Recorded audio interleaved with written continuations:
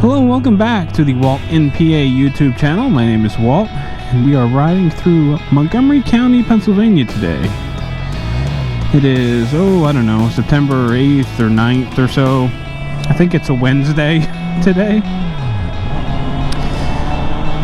And I just needed a little ride. Had a kind of a long day, and I just wanted to get out on the bike, clear my head a little bit, have a little fun, because I know tomorrow is going to be pretty stressful. It's going to be a long work day, and I don't think I'm going to be able to slip out for a ride for the next couple of days.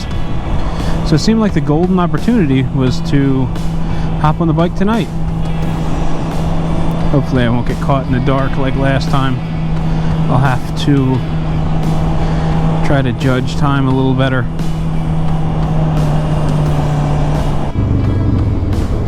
Yo, this is Quiet Man from South Philly, PA, and you're watching WaltInPA, repping the Keystone State. Ride safe. So today I thought I would talk a little bit about a YouTube video that I watched this morning. And the video was from ChopperFett. Chances are really good that if you watch my channel, you also watch his. But in the very slim chance that you're not familiar, I'll have a link in the description. Head on over and check out ChopperFett's channel. He does great work. He recently released a short film that was done very, very well. Some of the shots were beautiful. And it is most definitely worth checking out if you haven't seen it already. But there was another video that I wanted to talk about which came out just the other day. So I guess it was yesterday morning. My oldest daughter was getting ready for school. My two younger daughters were watching TV, and I was getting ready to make breakfast. So I grabbed my phone, I propped it up on the counter, I popped in my AirPods, and I started catching up on some motovlogs while I was making food for everyone. And the next one in the queue was an episode from ChopperFett, and I don't even remember exactly what it was called. I just know that it was a dual vlog with his father, What's Up Bob.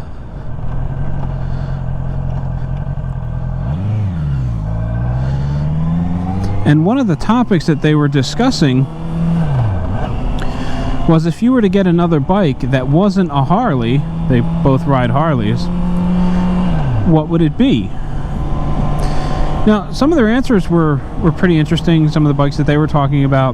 The one that stood out most in my mind was when ChopperFett said that he wanted to get an older Honda CB750.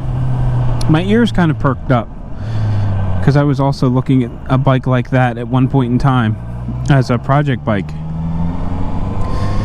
And I've got a little bit of a history with some of those older motorcycles, and I thought I would share that with you today, because I thought it would make for an interesting, I don't know, little side discussion on that video.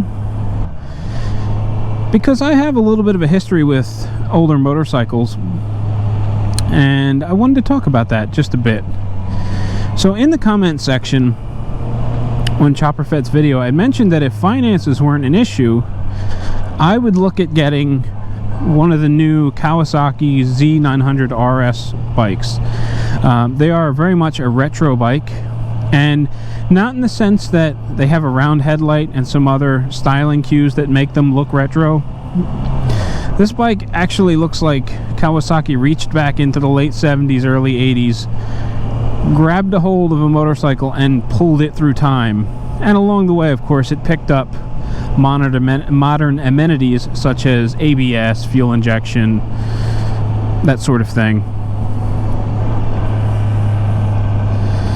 And that bike is very much what I think of when I think of the typical motorcycle. So if I were to say to you right now, I want you to close your eyes and envision what a typical motorcycle looks like. Some of you might close your eyes and think about a sports bike.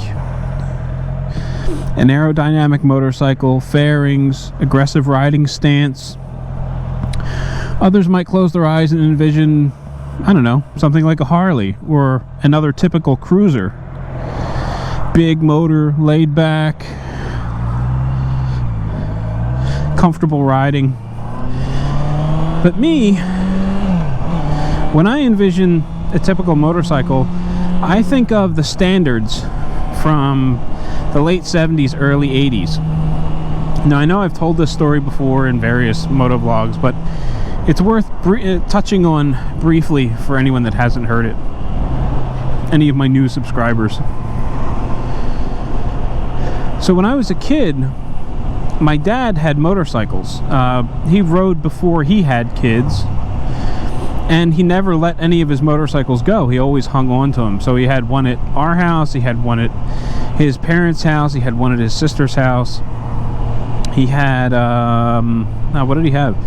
He had a Honda CL 360. I think it was a mid to late 70s model. He had a 70s Honda CB 750. And he had a late 70s Honda CBX. So these are all what is classified as standard motorcycles. Now, they were pretty sporty at the time. I mean, I think the Honda CB 750 was a pretty big deal when it came out. And the CBX was supposed to be the fastest production bike of its time. It was eclipsed by, I don't remember what bike surpassed it. It may have been a Kawasaki. But it was a pretty big deal when it came out. No one wanted to buy it. It didn't sell well at all. But it was a pretty big deal. So, you know, when I close my eyes and I envision a typical motorcycle, those standards are what I think of. And I think that's why the retro bikes like the Kawasaki Z900 RS are so near and dear to my heart. It's why I bought a naked bike, my Honda CB650F. It doesn't have any retro styling. I couldn't afford the R that did have the retro styling. But being a naked bike, it had those standard elements that I was so fond of. And it's one of the big reasons why I chose this bike over some of the other ones. I also chose it because it's got a 4-cylinder and I absolutely love looking at the headers.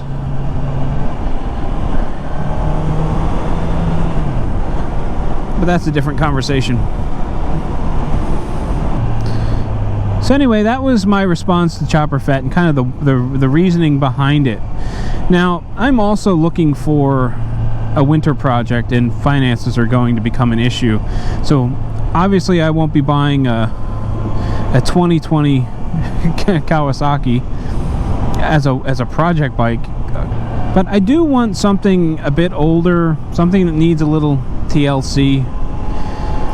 Now, the kicker is, my father doesn't like to get rid of things, and he has all of those motorcycles still. The CBX he is extremely fond of, and I don't think he'll ever get rid of it. It is not running at the moment. That kind of sucks. So before my mom got sick years ago, my dad decided he was going to do an LED upgrade on the instrument panel. So he pulled all the stuff all apart. He was in the process of doing it. He got sidetracked. He wasn't able to get back to it. Life got busy, and it's just been on the back burner for years now. So the killer part about that is that the Honda CBX, there's nothing mechanically wrong with it. You know, with some fresh gas and a fresh battery, it'll probably fire right up. I'm really hoping to see him get that back up and running sooner rather than later. The CB750, though, that's been apart for years. I'm not sure why he disassembled it, but it needed some sort of repair, and he tore it completely apart. And, well, there's just pieces of it scattered everywhere. And then the other bike, the CL360, that one I think is the closest to coming back to life. So my brother was riding that for a little while when he first started riding, and he wound up buying a parts bike because there was a problem with the motor. Somehow the motor wound up getting a hole in it. I think the chain was rubbing it or something like that. So it needed a new motor. and my brother bought a parts bike to do a motor swap. Only I think whatever he bought had some work done to it at one point in time. He said he thinks there's some kind of cam in it. It doesn't run right. But while it may not run right or correctly, it does run. You know, obviously it would need a little work. But, you know, in the back of my mind, I'm kind of looking at those as potential project bikes for the winter. Only I don't know if I wanted something that needed that much attention. You know, I was thinking something that was, I don't know, maybe needed a couple $100 in parts to get running again, and then most of what else would be fairly cosmetic. And I think if I were to take on one of those other bikes as a project, it may be a little more involved than that. I would learn a whole lot along the process, but I don't know if I have the time or the ability to tackle a project that large. It's worth thinking about, though, especially if I could recruit either my father or my brother to come help me. That would make kind of a fun winter project, especially if I couldn't ride this due to, you know, cold and snow. So that's all I've got for you for today's video. Just quick, little, easy. Trying to make a habit of doing more of those videos that aren't really long. These big, long, epic sagas, while I certainly don't mind talking that long, I worry a bit because of just how long they run. So, thank you for watching. If you enjoyed this video, please consider clicking the subscribe button. You can also click on that bell notification. That'll give you an alert anytime new content is published to my channel. I really appreciate all of the wonderful support, comments, feedback that I've received over the past few months. You guys are what makes this whole motovlog thing so much fun and worth doing. So thank you very much for that. With that said, ride safe, and I will catch you in the next one.